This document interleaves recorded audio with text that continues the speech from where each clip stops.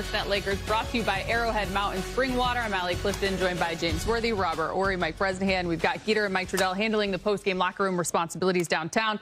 Guys, Lakers came in looking much more like the team we are accustomed to seeing. Take Game 2, even the series at 1-all. 2 big points of emphasis coming in. Turn up the physicality. I'd argue from the eye test, it looks much better night and day from Game 1 to Game 2. And then adjusting defensively to Minnesota threes. You go from allowing them to shoot 50% on 21 of 42 in Game 1 to forcing them into a season-low 5 made threes tonight on just 20%, 5 of 25. Luka led the way offensively, 31, 12, and 9. Big game, a great response by LA. Yeah, it was a must response from the Lakers in Game 2 tonight. They had to come out and set the tone with their bodies and their minds and with that physical tone that they had tonight. And they did it by, eliminating, a lot of the easy shots that Minnesota got in Game 1. I didn't see too many just wide open, uncontested shots, maybe 2 or 3 toward the end. I think Minnesota's bench last game, scored plus 40 points, I believe, 43 points tonight. I don't think that was 19. A problem. And, when you get fouled and you go to the line 20 times and you hit them all, that right there helps you make up a lot. So I just thought overall, guys like Gabe Vincent early in the game, they needed to get some of the others involved. He was aggressive. And, Luka did his thing. LeBron, I just thought as a team, overall, they were connected. And they did it with force. They met Minnesota's force tonight. Rob, I'm going to have you hold your thoughts. Speaking of Bron, 21, 11, and 7. We'll go back downtown. He is speaking with Mike Trudell. LeBron, you've said throughout your career, it's all about adjustments in the postseason. What did you guys do after Game 1 to get this result in Game 2? We understood that it was a playoff game. I think that's the difference. So much that you have to put into it on both ends. Can you take me through that play, though?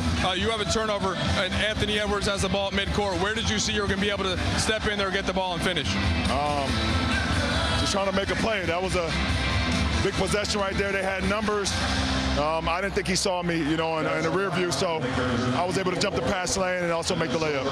You guys put a lot into it defensively, LeBron. What was the key on that end, and where did it come from the collective as a unit? That's what it's going to take. They play hard as hell. We got to play hard as hell.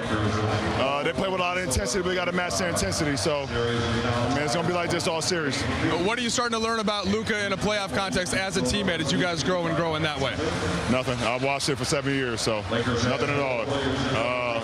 Luka is Luka. Last one for you. Key as you head now fly to Minnesota for Game 3 and 4. Hostile environment, but we got to come in with the same mindset as we had tonight. Understanding it's a playoff game, no possessions we can take off. We got to play with intensity, energy, and effort. If you're not dog-ass tired after this game, after any of these games, then you didn't give it all you had. So that's what it's about. All right, go get some rest. Certainly 94-85 felt a little old school. Rob, your thoughts? He was focused, man. You can tell by a player's interview.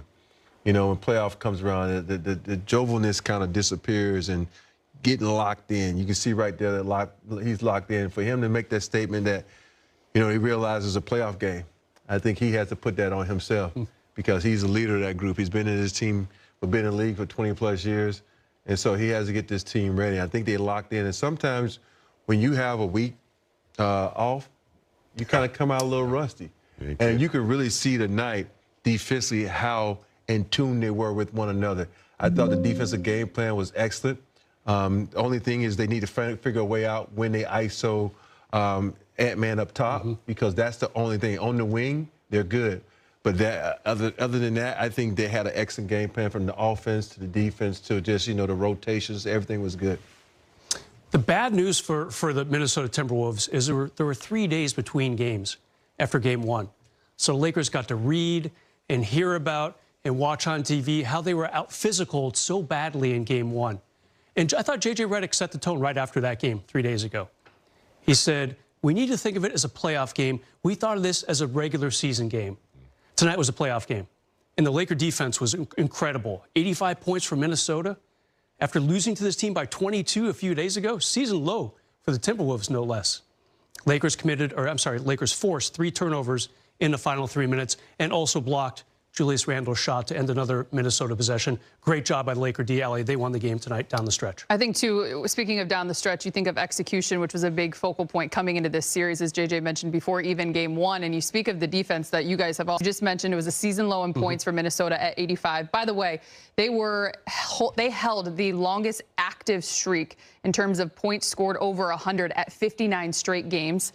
You hold them well below that, 15, obviously, in a playoff game. Big game. How do you now take this and translate it to the road here in the postseason? Yeah, it was good that they had that type of game in game 2 when they really needed it.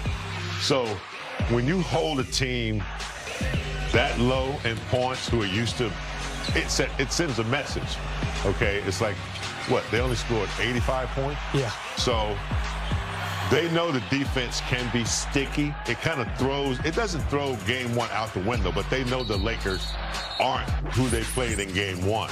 So they know what they're up against now. And when you go on the road, if you take that kind of attitude and that kind of physicality, that kind of defense on the road, you know, they remember game 2 when they only had 85 and they weren't getting open shots and they weren't getting uncontested shots and they weren't getting anything easy. It starts to play, you know, and that's the beauty of a 7-game series. You got the same team every night. You ain't got to worry about, you know, traveling different cities. You playing the same players, and that's what makes it tough. That grind. You got to play against the same guy. He knows what you're doing, and if the Lakers can keep this type of defense going, and you know, rebounding, they, you know, it's gonna fare well on the road. I think for me, you look at guys like Naz Reid and Conley, 2 of the guys that kind of like the backbone, they're kind of the glue for them. I think they kept them off kilter. You know, I think Conley had 0 points. Naz Reid was in foul trouble. And we're always going to talk about Ant-Man. We're going to talk about Julius Randle. But you got to let them the others. And, you know, I call them the specialists. You can't let Daniel and these guys get off. And tonight, the Lakers were able to not let these guys be an impact on this game. And for me, that's what it's all about. Because everybody knows Ant-Man going to get his, Julius going to get his. But those other 12 guys, 13 guys on that team, whatever you want to say, you can't let them have exceptional night because you go back and look at what Naz Reid did, 6 from 9. Look what Daniels did, 3 from 3. You negate that, you get a win. Now the Lakers have to go on the road. Obviously, really good home team this year, not as good on the road, and not very good in Minnesota going back to 2021. They've only won 1 time at Target Center, James and Rob and Alley. So Lakers need to kind of really dial even more into the playoff atmosphere because you got to win on the road. Minnesota already did. They already wrenched back home court advantage after the Lakers worked so hard for 6 months to get a top 4 seed. So now it's on the Lakers to go in their alley in 3 nights. So again, they get a nice break. LeBron said, hey, you got to be dead tired after a game like this. That's not what he said. Say what he said. I'll leave that to you guys. You can get away with it. Yeah. but they got time to rest. Got to get on the flight, get to Minnesota. But, you know, that game 3 is going to be a big deal. Look, it wasn't always pretty. You point to a guy like Jaden McDaniels.